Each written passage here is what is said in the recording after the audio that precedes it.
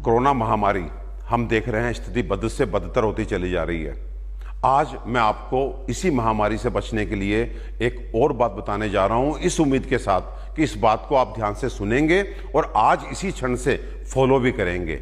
और ये जो बातें मैं आपको बताता हूं, ये मैं अपने क्लिनिकल एक्सपीरियंस से बताता हूं, अपने एनालिसिस से बताता हूं। ये सुबह 7 से 9 जो मैं आपको जगाने के लिए सड़कों पे उतरता हूं, उसके बाद सुबह 9 से शाम 5 बजे तक हम कोरोना के पेशेंट्स देख रहे हैं, कोरोना के suspected patients as well as corona के कंफर्म्ड पेशेंट, और उनको भगवान की दया से अच्छे से ट्रीटमेंट कर रहे हैं। और आज जो बात मैं आपसे शेयर करना चाहता हूं वो ये कि आज ये वायरस हमारे एयर में फैल चुका है, क्योंकि 80% लोग ऐसे हैं जो नहीं जानते कि वो कोरोना पॉजिटिव हैं, उनको सिम्टम नहीं है, लेकिन वो कोरोना के पोटेंशियल एक तरह से कैरियर्स हैं। वो बिना मास्क लगाए सड़क पे घूम रहे हैं और उनके मुंह से निकले हुए वायरस के छोटे छोटे पार्टिकल वो एरोसोल के रूप में हमारे एयर में हैं। तो इसलिए अगर इस अज्ञात शत्रु से आपने बचना है तो आज आपका भगवान आपके मंदिर में मास्क के रूप में प्रतिष्ठित होना चाहिए, और जब आप घर से बाहर जाएं तो वो भगवान जो है आपके ऊपर सुरक्षा कवच के रूप में लग जाना चाहिए, और ये तभी उतरना चाहिए जब आप घर में वापस आ जाएं। ध्यान रखिए, मैं फिर रिपीट करना चाहता हूं, यदि आप बाहर गए और इस एयर में वायरस के पार्टिकल्स हैं, वायरस के कण हैं, वो वायरस है और आपने मास्क लगाया हुआ है तो आपकी 90% तक सुरक्षा हो सकती है। लेकिन यदि आपने मास्क नहीं लगाया तो आप बहुत बड़े रिस्क में होंगे। तो बाहर चाहे आप किसी काम से जाएं, जरूरी काम से जाएं या सुबह घूमने के लिए जाएं, और आपको कोई आदमी नजर ना आए, तब भी आपको अपने मास्क को नहीं हटाना है।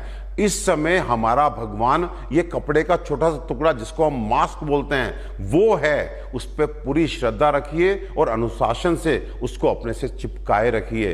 अगर आपने इसके साथ जरा सी भी असावधानी की या इसको लगाने में जरा सा भी आपने आलस दिखाया तो आपको बहुत बड़ा भुगतान भुगतना पड़ेगा। एक बात और कहना चाहता हूं कि कुछ कुतर्क चलते हैं कि वायरस का साइज ये है, मास्क का साइज ये है, तो ये रोक नहीं पाएगा। तो इन सब कुतर्कों में आपने नहीं जाना। वायरस अकेले ट्रैवल नहीं करता, वो एक तरह से ड्रॉपलेट की फॉर्म में होता है। अगर आपने मास्क लगाया हुआ है तो वो आपके मास्क के थ्रू अंदर नहीं प्रवेश कर सकता, इसकी बहुत अधिक संभावना है। साथ में आप रुमाल बांधते हैं मास्क के रूप में, तो उसमें भी एक बहुत एहतियात आपको बरतनी है, क्योंकि अक्सर हम रुमाल बांध करके 1 घंटा बाहर जाते हैं, कुछ सब्जी खरीदते हैं, दूध खरीदते हैं, दवा खरीदते हैं, फिर घर लौट के आते हैं और आकर के जो है अपने रुमाल को अपनी जेब में डाल लेते हैं। उसके बाद फिर उसी रुमाल को निकाल करके आप जब दोबारा बाहर जाते हैं तो जो बाहर का हिस्सा होता है उसको आप अंदर बांध लेते हैं। जानते हैं, ये करके आप सीधे वायरस, बैक्टीरिया या डस्ट के वो पार्टिकल जो आपके शरीर के लिए अच्छे नहीं थे, वो आपने पहले बाहर उसको चिपकाया और अगली बार उसी बाहर की सरफेस को आपने अंदर करके सीधे उनको अपने मुंह के थ्रू और नाक के थ्रू शरीर में प्रवेश दे दिया। तो ऐसा ना करें। जो मेरी बहनें चुन्नी लपेटती हैं या जो मेरे भाई अंगोछा लपेटते हैं वो भी संभल जाएं, क्योंकि अंगोछा और चुन्नी में ये संभव ही नहीं है कि आप डिफ्रेंशिएट कर सकें कि पहले कौन सा हिस्सा बाहर था, कौन सा अंदर था। देखिए, ये महामारी अभी कुछ महीने और चलनी है, तो इसलिए आप मास्क की आदत डाल लीजिए, चाहे वो मास्क कपड़े का क्यों ना हो, लेकिन बहुत ही सावधानी से, बड़े अनुशासन से मास्क का प्रयोग शुरू कर दीजिए। इस महामारी से यदि हमें कोई बचाएगा, ये जो भगवान बचाएगा, ये हमारे पास आज इस मास्क के रूप में है। ये भगवान है हमारा।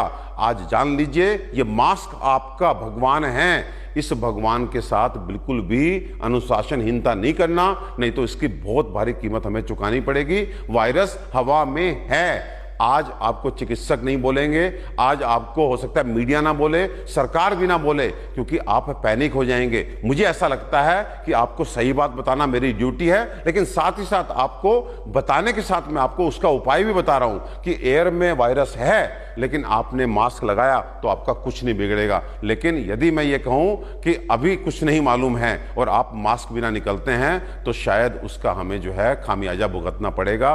तो आपको ध्यान रखना है। दूसरी बात, एक नया शब्द हर्ड इम्यूनिटी सुनने को आ रहा है कि कुछ लोग, बड़े बड़े वैज्ञानिक आपसे कह रहे हैं कि बाहर जाइए, आप वायरस से एक्सपोज्ड होइए, आपकी बॉडी में एंटीबॉडीज बनेंगे, आपका सुरक्षा एक कवच बन जाएगा। इसे हर्ड इम्यूनिटी जो बोलते हैं कि हर्ड इम्यूनिटी डेवलप कर जाएगी। लेकिन भैया, आप बाहर निकलेंगे, डेफिनेटली हार्ड इम्यूनिटी डेवलप